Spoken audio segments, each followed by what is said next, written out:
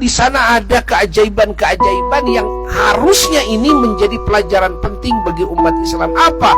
Ketika masjid tidak dirobohkan oleh Allah, ketika yang berlindung di masjid tidak mendapatkan musibah.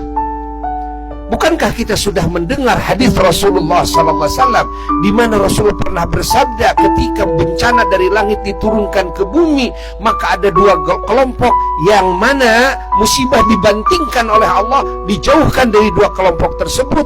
Yang pertama adalah orang-orang yang hadir dalam majelis ilmu, yang memakmurkan majelis ilmu, majelis zikir. Yang kedua adalah orang yang memakmurkan masjid.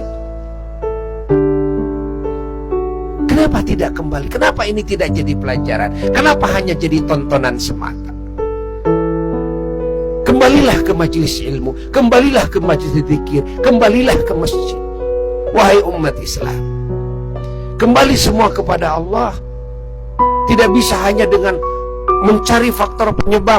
Apa yang menjadi penyebab ini banjir, longsor, lalu gunung-gunungnya sekarang reboisasi, sekarang dibikin apa? Penanaman ulang, sekarang bikin itu bikin ini. Tidak bisa, karena musibah bukan hanya itu. Itu bisa berhenti, tapi akan datang musibah yang lain. Tetap yang menjadi faktor penyebab adalah lupa kepada Allah, kufur kepada Allah, musyrik kepada Allah. Ingat, ragu kepada Allah, kepada Rasulullah SAW. Tidak menjalankan perintah Allah, bahkan menjalankan larangan-larangan Allah, menjauh dari Allah, menjauh dari Rasulullah SAW, menjauh dari Islam. Ini tetap yang menjadi faktor penyebab utama.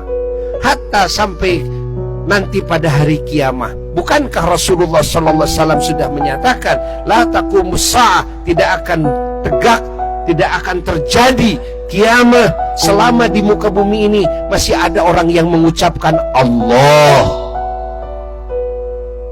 Ternyata pengucapan Allah, Allah, Allah ini menjadi benteng dari kiamat. Bayangkan, Allah bukan pengucapan tentang ABCD, tentang dunia, tentang hebatnya teknologi dan sebagainya. Itu yang dibicarakan, itu yang memenuhi alam pikiran dan hati lah. Tapi Allah ini yang membentengi dari kiamat. Ini kan dalam hadis.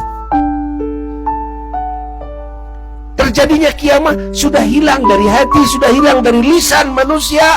Allah itu kalau sudah hilang itu udah. Itulah terjadinya kiamat. Bencana yang paling besar, yang mengakhiri cerita dunia dan cerita langit, yang mengakhiri cerita semua galaksi dan semua planet. Ingat, yang mengakhiri kehidupan semua makhluk, hatta malaikat, bangsa setan, semuanya pada hari kiamat mati semuanya. Gara-gara apa? Gara-gara tidak ada seorang pun di muka bumi yang mengucapkan Allah.